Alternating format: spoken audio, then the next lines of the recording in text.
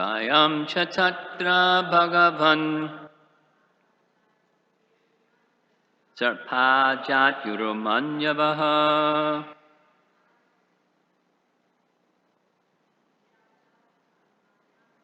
Tatham tyajamas tvam mayam dushtajam mohita swayam Vayam cha tatra bhagavan sarpajat yurumanyavaha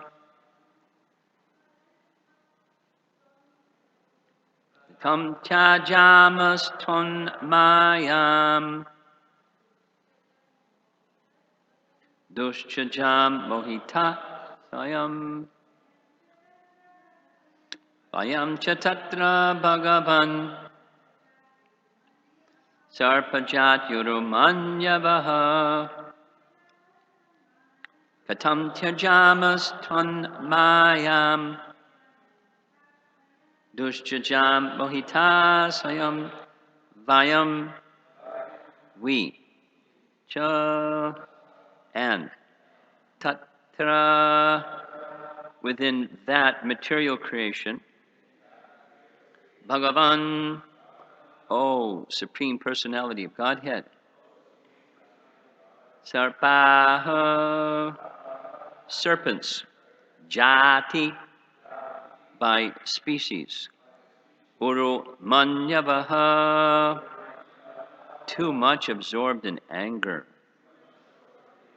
Katam how Jajamaha we can give up Tat Mayam your illusory potency Dushchajam which is impossible to give up Mohitaha bewildered Svayam on our own Translation O Supreme Personality of Godhead among all the species within your material creation we serpents are by nature always enraged being thus illusioned by your illusory energy which is very difficult to give up how can we possibly give it up on our own Purport Kaliya is here indirectly begging for the Lord's mercy, realizing that on his own he can never become free from illusion and suffering. Only by surrendering to the Lord and obtaining his mercy can one be released from the painful conditions of material life. And text 59 translation. O Lord, since you are the omniscient Lord of the universe, you are the actual cause of freedom from illusion. Please arrange for us whatever you consider proper, whether it be mercy or punishment. And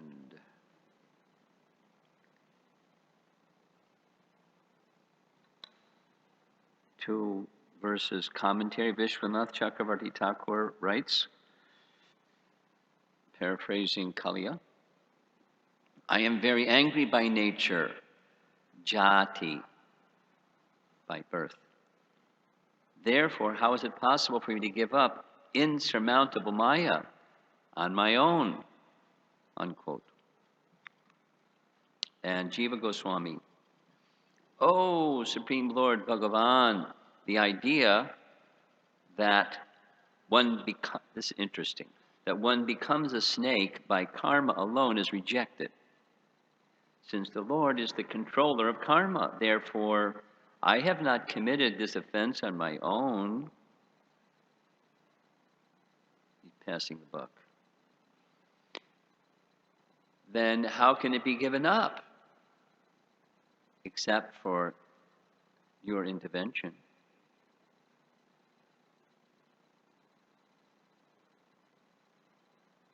He's not passing the buck. He's saying, I'm not independent. So, text 59, Vishwanath writes, You are the cause of giving up Maya, Tatra. Therefore, as you wish, you may be merciful or not merciful to me. Jiva Goswami. Since I cannot give up this nature on my own, you should do something. By you alone, this evil nature of mine can be given up. Do as you wish, Manya say. You know the power of your Maya and my miserable position. You should give mercy because you are the supreme independent Jagadishvara, and thus you can also punish me. Then he quotes a verse from Vishnu Purana, Yataham bhavata shrishto jatya rupena cheshvara swabhavena cha sadhudvam tatedam cheshtatam maya. Translation is, since I have been created in this species with a form by you, I act correctly by my nature.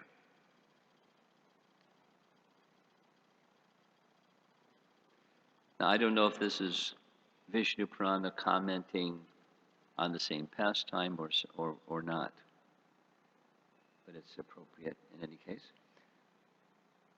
You know the cause of mercy and punishment. Do one of these, since you are the Lord of the world, Jagadishvara, and because you are the Lord, even in punishing, you can give mercy.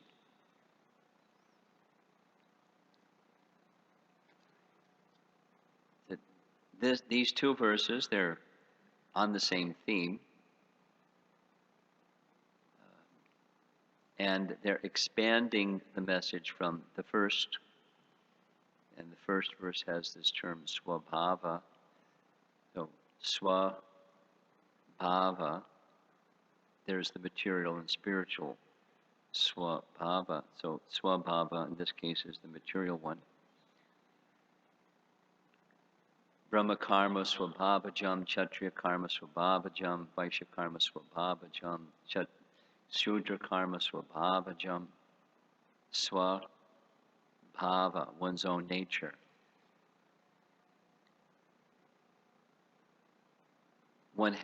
Each of us has a particular nature,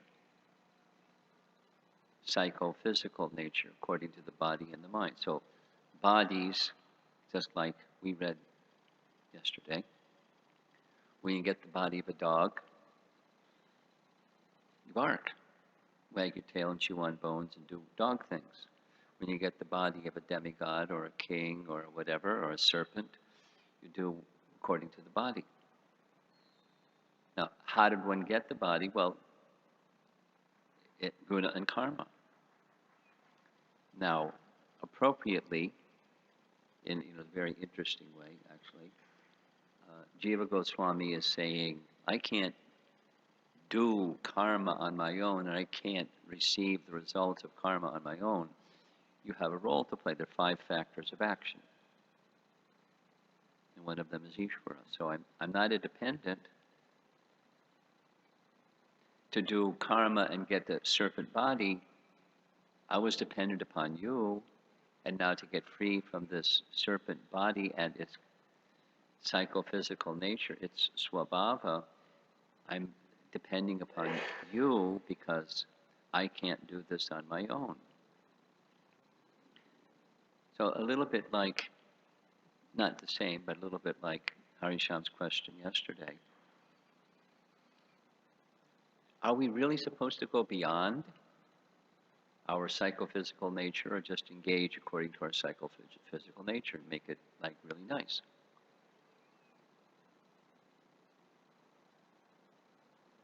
It's a different way of stating the question that you asked yesterday.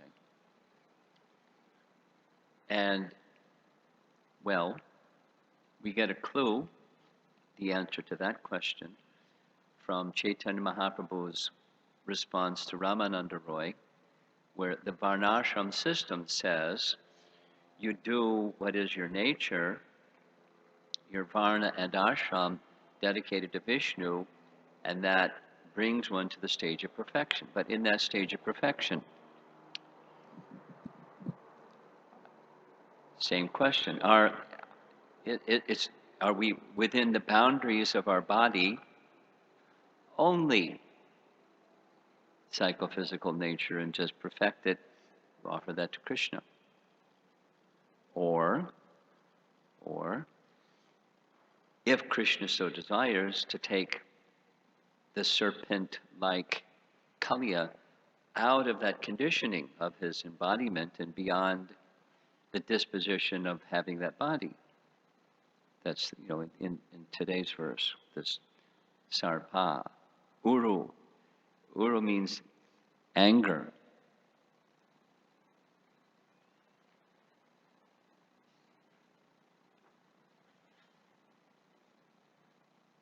Uru manyava, too much absorbed in anger. Too much absorbed in anger. Uru manyava. Can one go beyond one's swabhava or not? And then in that beyond one's physical and mental swabhava, engage in activities that are beyond that's limitation, swabhava. Well, of course. Simply, Krishna could do whatever he wants. And that's what Kali is asking for. And it's a fact. That's a core teaching of Bhagavad Gita. Now, when Lord Chaitanya heard that Vishnu Purana verse, his statement was, it's external. And what does that mean, it's external? Sounds pretty nice. It's in and of itself insufficient. It satisfies Vishnu, yes. In and of itself, it's not sufficient because the consciousness may not be sufficiently for the pleasure of Vishnu. I'm prepared to do anything. For the pleasure of Vishnu, I'm prepared to do anything. So this is beyond. The varnashram system can help one get beyond the varnashram system. The thorn that helps remove the thorn. It's not in and of itself essential. Similar to the discussion last night, but we accept things insofar as they help us get to the destination for the purpose of reaching the destination. What's the destination? Pleasing Krishna. So why is it external? Why is it not sufficient? Because the consciousness may not be matured and therefore not sufficient or external. It's just looking at the behavior without necessarily looking at the consciousness behind the behavior sufficiently. Nothing wrong, but not sufficient. Go further. And interestingly, the verse that Ramananda Roy suggests that Chaitanya Mahaprabhu accepts is Brahma's prayer, Stane Statak. Stane Statak. Stay in your position. You don't have to give up your activity, karma sannyas, or you don't have to engage in varnashram.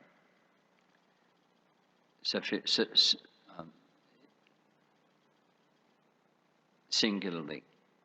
But stay in your position, so that means you have a psychophysical nature, engage according to your psychophysical nature.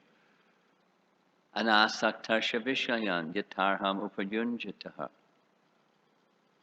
Nirbanda Krishna sambande yuktam vaira. So this is Rupa Goswami's statement of what Lord Chaitanya's teaching is, which is represented in this Bhagavatam verse by Lord Brahma. But it's the essence is the hearing and chanting process. And through the hearing and chanting process, then we engage according to our psychophysical nature. That's the locomotive that's pulling the train. It's that which takes care of the anartha and vritti process sufficiently because of the emphasis on hearing and chanting, not just the behavior, but focused on the intent that Krishna should be pleased. That's bhakti. And that's the verse that Brahma is describing.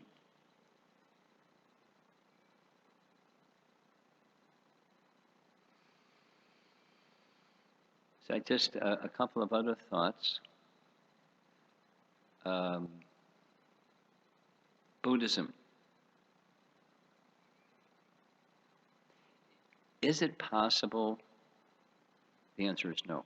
Is it possible to get free from the Lord's Maya without calling upon the Lord to free one from his Maya by negation, by one's own effort alone? Is it possible? Answer, no. So then what is it? Well, it's definition by negation, or it's susupti. It's a state of deep sleep. It's equivalent to death.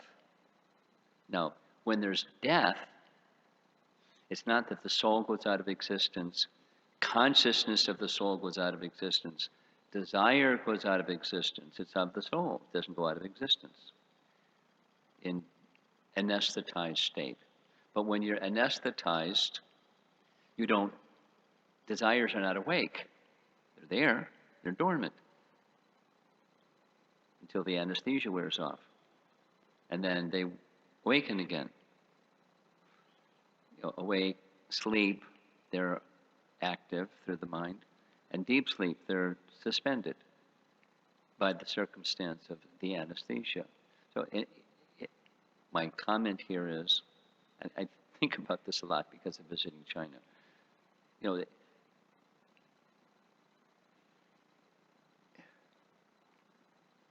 It's an illusory state. It's another illusory state, as Prabhupada described the last snare of Maya. It's not free from Maya.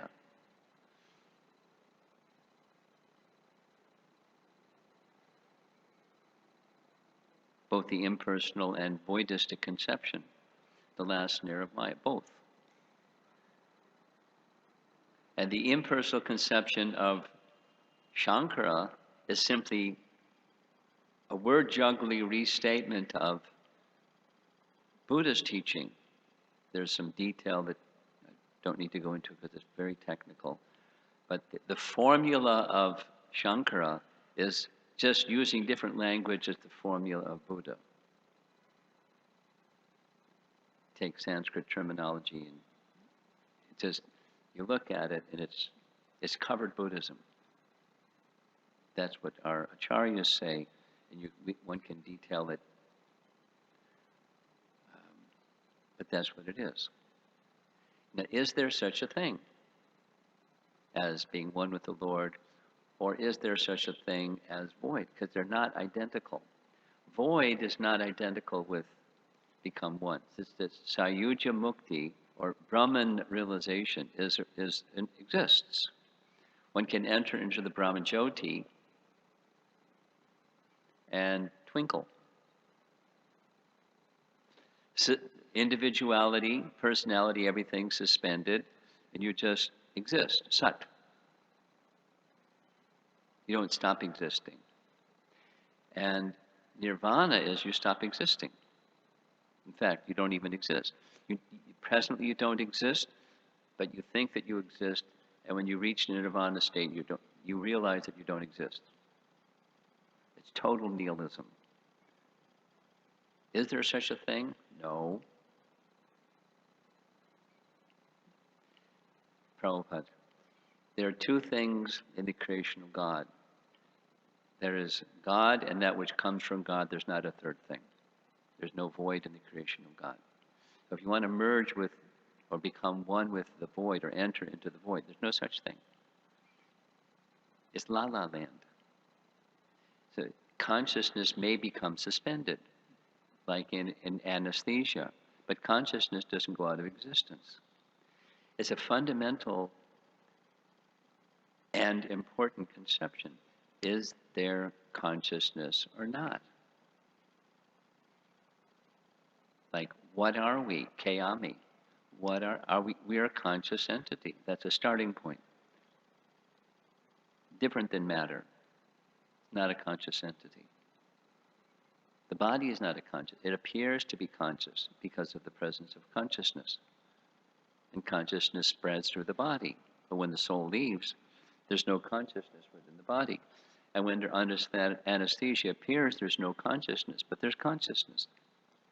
It's just suspended in susupti state.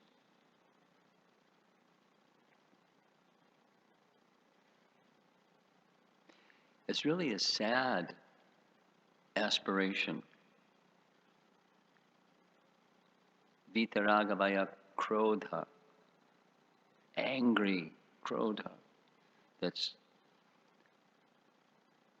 Kaliga. But he's becoming a bhakta by the association of his good wives. But those that don't have such association,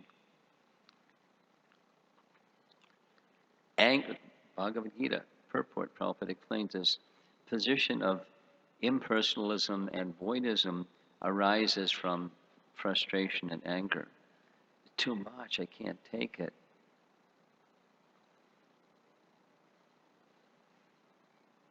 Then we become one with the Supreme. Let me just go out of existence. Even more than suicide. Just go out of existence. Nihilism. Born of frustration, anger. But it's not possible we can't go out of existence. We're eternal sparks. And we can't overcome Maya on our own also, even by becoming a Buddhist or an impersonalist or a yogi that goes to the Himalayas and does what yogis that go to Himalayas do. Do meditation and solitude and don't cheat and actually try to become one with Brahman. And then come back down the mountain and start schools, hospitals, and do philanthropy. When one has rejected the material world as false. Jagat mithya. It's false. Literally, it's sorry to go into this in one sense, but it's word jugglery. The conundrum, the living entity doesn't exist. There's no such thing, this if you're an impersonalist. No such thing. No such thing as Paramatma, no such thing as Atma. All there is Brahman. So we're Brahman, and that's who we are. We're that which is the topmost thing that exists, Brahman. The only thing that exists. And anything else doesn't exist. So if nothing else exists, how did that which is the only thing that exists become covered by illusion? That means illusion is greater than Brahman. No. Illusion is false. It just doesn't exist.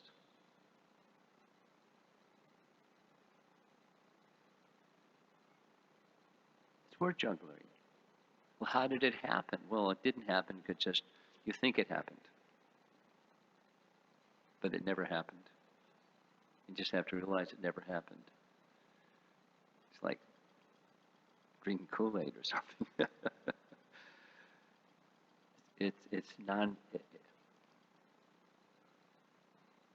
It's word jugglery. Does Maya exist or not? No, it doesn't exist. And how does that which doesn't exist cover that which exists? Well, it doesn't cover that which exists, but you just have to overcome that which doesn't exist. So you realize that you're Brahman. It's word jugglery.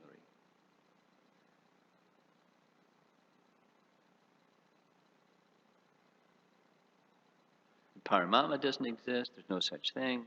No such thing as individual souls. No such thing as souls. Your experience of individual consciousness of your body, it just doesn't exist. Excuse me. Well, it only appears to exist, covered by Maya. Well, then Maya's covering from it. No, it just doesn't exist. Huh?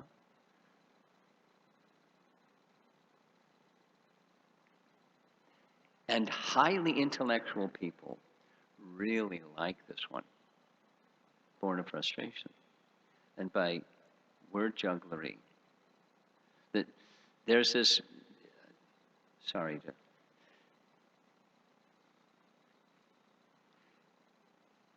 in the commentary of Tattva Sandarbha by Gopi Pranadhana Prabhu, he has detailed the history of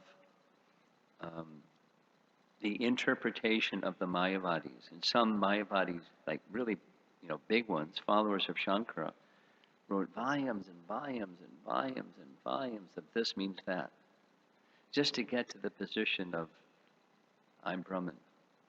It's so entangling, so mind-bending, so like, what's he talking about kind of thing. Most people just stay away or just say, gosh, it's got to be true because this guy, and I can't understand a word he's saying. It's something, maybe you've heard the lecture where Prabhupada is speaking what scientists say. Some scientists, not this one over here. But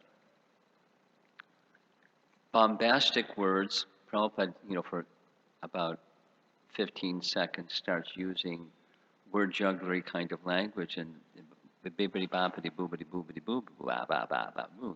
What does that mean? Well, I can't understand it. It must be this man's really intelligent.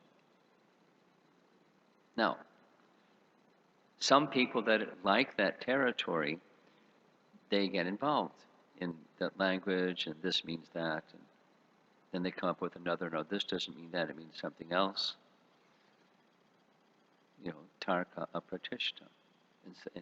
So this is going on in the world of science and in the world of philosophy, impersonal philosophy in particular. The short of it is, we can't get free from the influence of Maya on our own effort. Kali understands that. And so he's appealing to Krishna to remove the covering of Maya. Devahuti did the same thing. She wasn't a serpent, but she understood, I'm an illusion, and it's your illusion, it's your illusory potency. You permitted it to cover me. Can you please remove it? Thank you very much. Because on our own we can't. And it's nice that we can't. Because we have this dependent, loving relationship of serving Krishna. We have to take not just petition for something material or please remove the illusion. The medium of that happening is through the medium of service. Through the medium of service. Krishna sees, okay, this living entity really wants to be again situated in his eternal loving service, or her eternal loving service. So Krishna can pull back the curtain, or Krishna can remove the same language that Kunti uses, is Atma Maya or Yoga Maya. He can cover and he can uncover. So, a concluding remark is, you can do with me whatever you like, which means you can reward or you can punish, because even in punishment, there's reward. There's your connection. So he's already punished, in one sense, the hoods of Kali. His body is smashed, his hoods smashed and mangled. Some very interesting illustrations, just like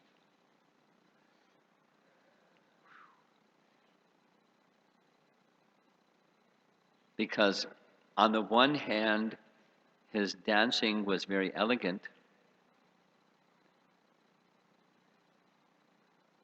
Nataraj, the king of dance. And on the other hand, he was as heavy as the universe, like Prahlad, standing on one foot in the whole universe. The whole Earth planet was going down because the weight of the universe was pressing on the Earth. The weight of the universe, the weight of the totality of every weighty thing was on the hoods of Kali. Krishna was arranging that. Smash, smash, smash. So he got mercy by getting smashed. And his enviousness has already largely been removed, because here, listen to these prayers he's offering. But he's not saying, hey, thank a lot, you relieved my envy. He is in this humble mood, which is appropriate for one who's trying to serve Krishna, appealing for that mercy.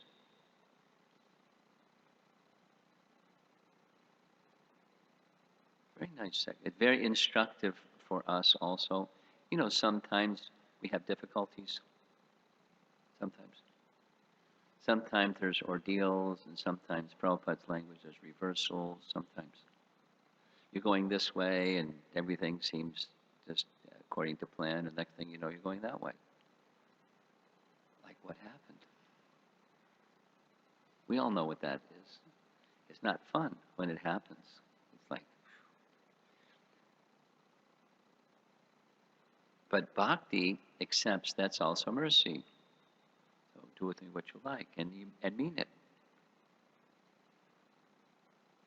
Kind of like, you know, my dear Lord Krishna, my heart is filled with impure things.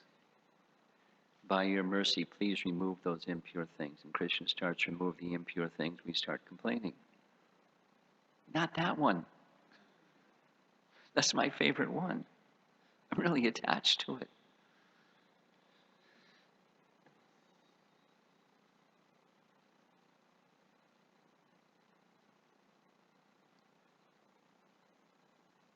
Hari, this from the previous verse, he shows his special mercy by taking away the affinity for asat, or our material psychophysical nature, attachment to that.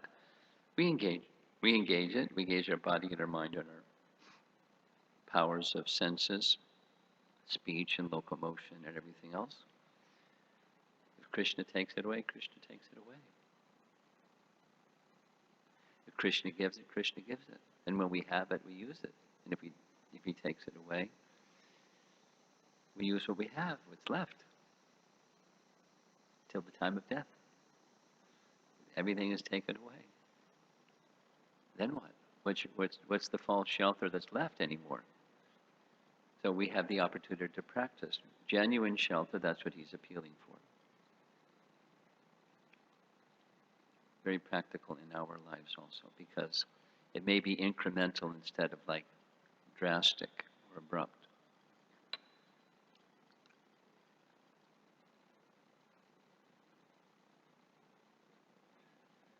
Any discussion? Yeah.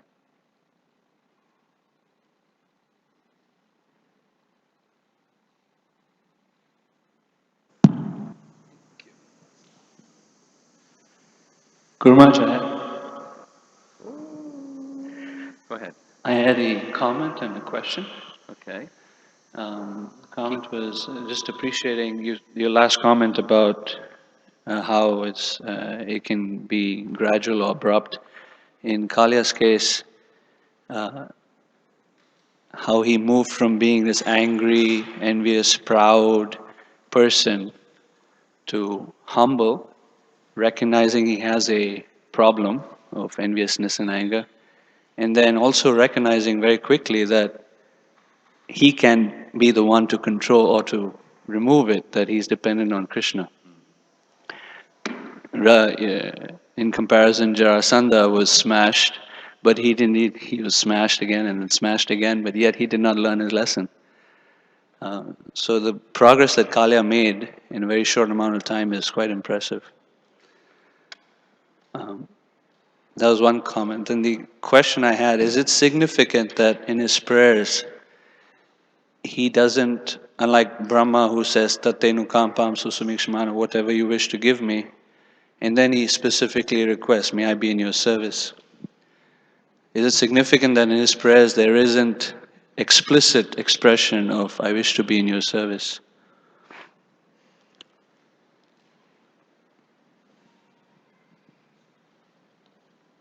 We didn't finish the prayers. I didn't read through the chapter.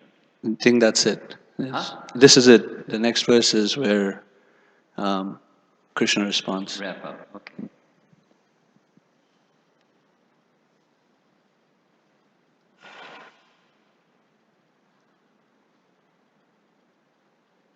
Interesting. That it sounds like more of a comment than a question. He didn't say so explicitly. It's a comment.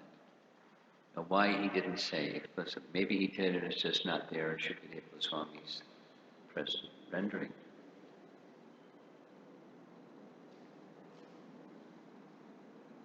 It's not, say it differently, it's not possible. Well, anything's possible for Krishna, but it's not standard that Krishna remove all of that without the intention, the pure conscious intention of being engaged in Krishna service. So it seems implicit rather than explicit.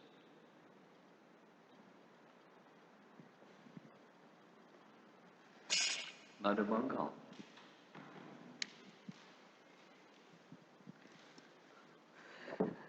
Maharaj, I was thinking about the situation towards the end of the class. You mentioned about Kalia, how in case of Kalia, the Supreme Lord himself is stepping and dancing, and while doing the pastime, he was also removing the anarthas of Kalia, his anger and envy. Uh, as a practicing devotee, when some things happen, there is this tendency that comes out to think that I'm not such a devotee that Krishna directly. I'm not what? I'm not such a exalted devotee that Krishna would directly intervene in my situation That's true. to bring the We're not a very purification. exalted devotee. But it's not that because we're not a very exalted devotee, Krishna won't help us. That's a wrong conclusion. The nature of a person who is kind is they're kind.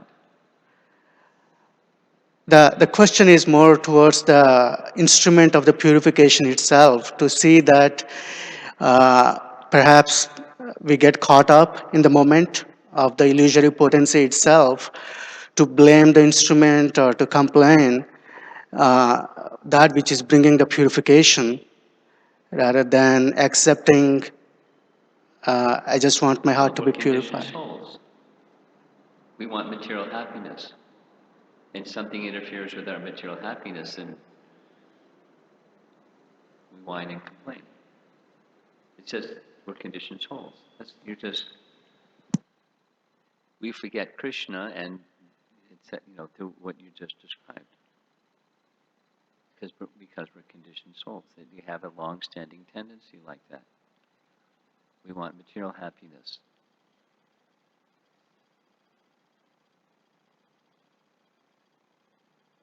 Aisha? Maharaj, when you were speaking, I was thinking about that story that Srila Prabhupada likes to recount of the king who was visited by a sage. And the king asked the sage, how do I become free of entanglement? And the sage said, come to the forest tomorrow. And when the king comes, he sees the sage is holding on to a tree, screaming, let go, let go. And the king says, you're the one holding on. The sage says, exactly, and walks away. And I was thinking that in this context also, Krishna is ready to take away our material Krishna condition. what? Krishna is ready to take away our you could say our Conditioning. conditioning if we are willing to let go. So I've been meditating recently on where does that impetus, that will come into our system to actually want to let go. Because that's our part, right? Krishna will do the rest. Your question is, how do we ramp up The desire to let go?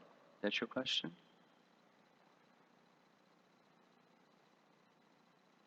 Well, hearing is primary, and often hearing requires hearing again and again and again and again and again.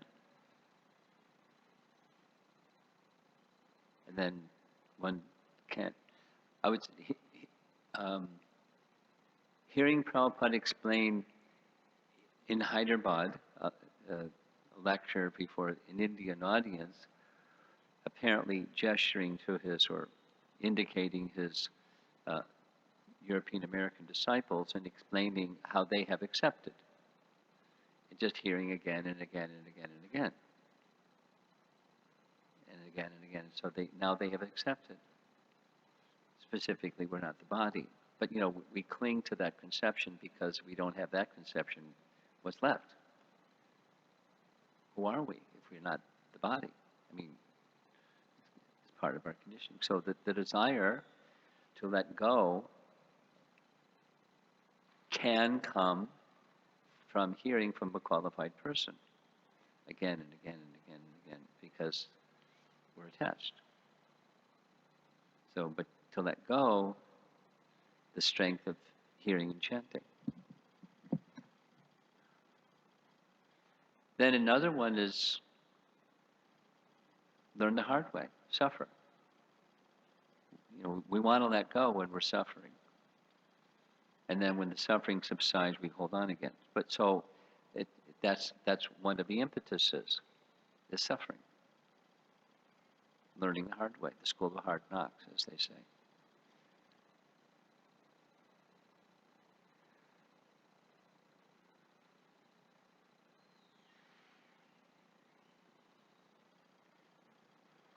Association of those who are in the space of having let go or moving in the direction of letting go.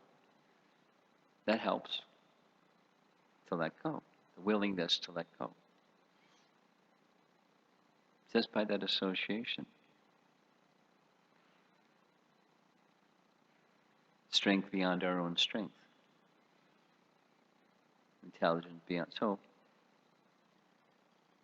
still, it doesn't take away the necessity that we make free will choice. And Krishna, seeing the free will choice, Krishna reciprocates with the free will choice. That's what he does. He doesn't interfere. Yeah. Thank you for that, Marge. I was reflecting on how all of those things you mentioned were crucial in my life also for entering the path of Krishna consciousness. But one thing I've observed in myself and also sometimes in others is that when we're new, it's very When we're what? when we are new When we're new, to the process, to the life of bhakti, it's very easy to let go of our conditioning or our material desires. because we were suffering and we want to stop suffering. Yeah, we want to stop. And then the classic scenario is that as you mature, you realize, well, I'm also a human being. You realize what? that I'm also a human being. That yes, I'm a spirit soul, the eternal servant of Krishna, but I'm also a human being who has certain proclivities, tendencies, and oftentimes I see sometimes devotees, including myself, either will go into the extreme of, well, I have to also satisfy my conditioning, that itch is there, at the expense of my spiritual growth. It's almost like we live in these extremes, So what is the healthy balance of how does one come to that healthy stage where it's like, okay, I'm a human, I have needs, but I'm also the eternal servant of Krishna, so both. Yat karham. That's the healthy stage, according to suitability, which is kind of like, huh? What does that mean? So, for each of us, there's a different suitability than the other person, and even within us, at sometimes this is more suitable and that's more suitable. So the suitability barometer is that which will help me remain steady. So I accept anasaktasya vishayan without the intention of satisfying material desire or satisfying the senses by accepting some object, yatarham upayunjataha, towards the purpose of pleasing Krishna. So someone may, what's suitable for someone is this, and someone suitable is that. When I think of that verse, I think of Ambarish Prabhu.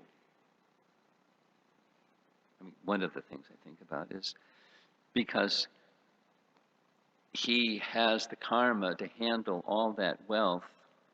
He has taken birth in that family, and when he was young, I don't know the detail, but he was doing what wealthy people that have no direction do.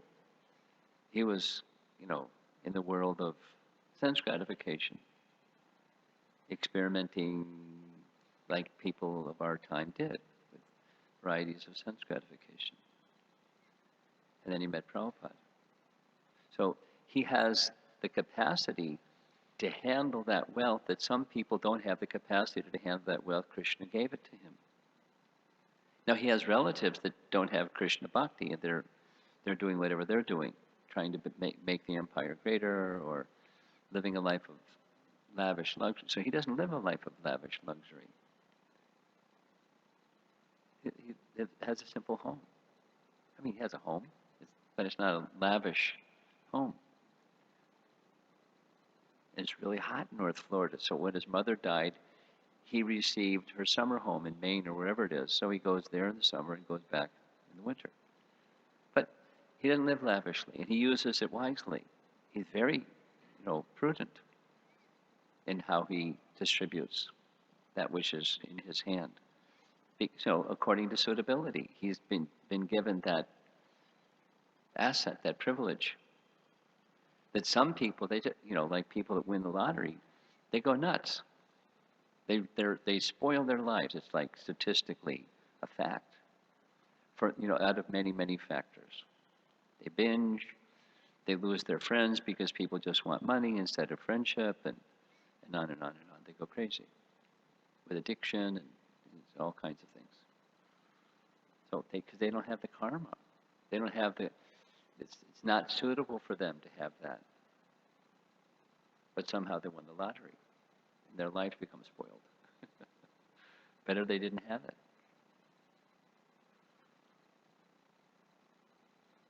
So your question was,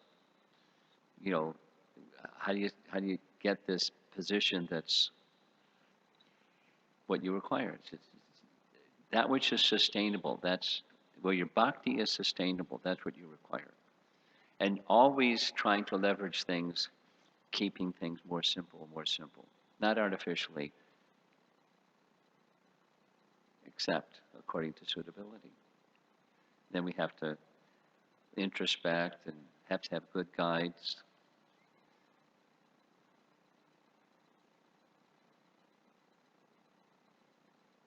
One of the new devotees came and spoke to me about how you had guided them in a certain area of their service, and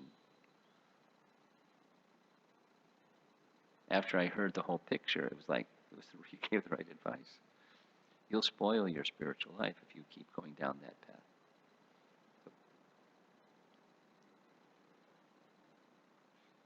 Yes, Charinishta. Hare Krishna Maharaj. In today's world, Buddhism is very highly regarded. Yes. We have the Four Noble Truths, and my question is kind of, did Buddha not himself pursue a particular authentic thing, but rather the followers kind of made a mess out of it? Or because we quote from Buddha, we may give Buddhist... I don't know the answer to that question. I don't know what he actually pursued or didn't. I don't know. We know what the Bhagavatam says. He gave a certain teaching for a certain time and circumstance. And the teaching was for the time and circumstance. People were misusing the Vedas, doing violence, and he stopped it. Reject the Vedas, stop violence. Now, what consciousness? you know, I don't know.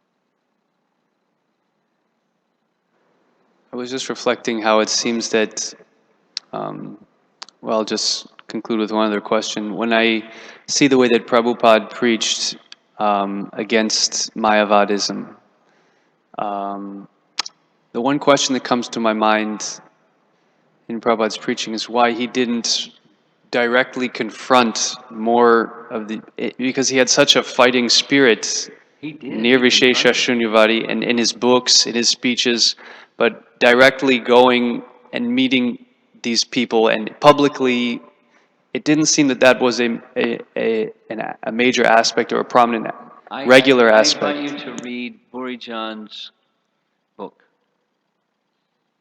What's the title? My Beloved Master, or something like that. My Glorious Master. An encounter in Tokyo with a Mayavadi. Have you read it? Oh, Prabhupada was livid. It was a long, nice story. I won't tell the story.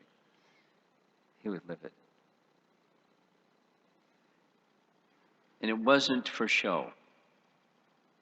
It was just intolerable for him to hear this man speak the way he was speaking.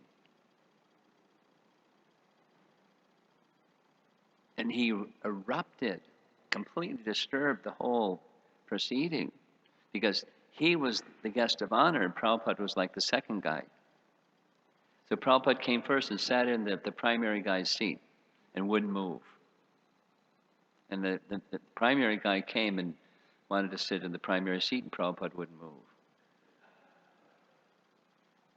And Prabhupada spoke first, because then when the man was speaking, Prabhupada interrupted him, and I forget, I don't remember exactly what happened, but he exploded.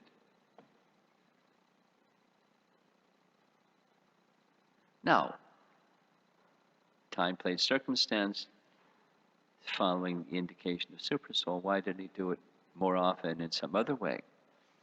Like Shivaram Maharaj describes in his Vyasa Puja offering of how he dealt with the Mayavadi at some function in the Bhaktivedanta manner. Prabhupada could have done that. But he had a different, inspiration from Supersoul and just did the way he did what he did. It was intolerable for him. It was too painful for him. So he was training. But then there's another nice story. There's another nice story. You've probably heard this one. Prabhupada was in Chennai, then Madras, and we didn't own the place. It was a rented place, and some scholar Mayavadi, not a sannyasi, came to speak with him, Prabhupada, for more than 1 hour. He was criticizing Prabhupada's Bhagavad Gita because he wasn't, the literal doesn't say chant Hare Krishna, and you're saying chant Hare Krishna. What else? And on for 1 hour. Specific verse. The man had studied Prabhupada's Bhagavad Gita very carefully, and he was just criticizing it. And Prabhupada just kept him going, what else? And then at the end of 1 hour, he didn't even respond to the man. He said, okay, it's now time for prasadam. Please give the man some prasadam. Please take this nectar devotion. You may find it nice. You may find it enjoyable. And off the man went, and the devotees were like, what? And Prabhupada said, he said Krishna's name so many times. Maybe next time when he comes, he'll inquire, because he became purified by saying Krishna's name so many times. Now, different times he would do different things. Sometimes he was explosive, but inspired by Supersoul. That's how I take it. And so he chose to educate us, or his followers, his students. And it's not that those people didn't read his books, but if someone was interested, he would engage with them. It's a little bit another way of saying the same thing. I had enormous regard for Sariputta, and we had exchanges in different times, in different ways. And one time, I was sharing with him what I had been doing in presenting his mysteries of the sacred universe, blah blah blah, and the response, etc. And I asked him, "Would you be interested in having somebody set up a tour for you, where you can?" And he very politely, gently said, "No, thanks." Because my experience is people haven't read what I've written and they just want to throw things at me and it doesn't go anywhere. It's like, dealing with a born again Christian who doesn't go anywhere. You don't want to deal with those people. But if somebody has studied my books and they have some specific question, I'm very happy to meet with those people and engage in dialogue on specific points from my books. But I don't want to do that other one. Now that's Sariputta, not necessarily Prabhupada, but that's not so dissimilar. If somebody wants to engage in wholesome dialogue, he would. But Chaitanya Mahaprabhu didn't want to hang out with the Mayavadis or blast them.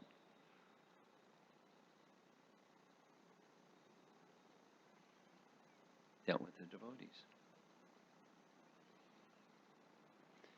Srila Prabhupada ki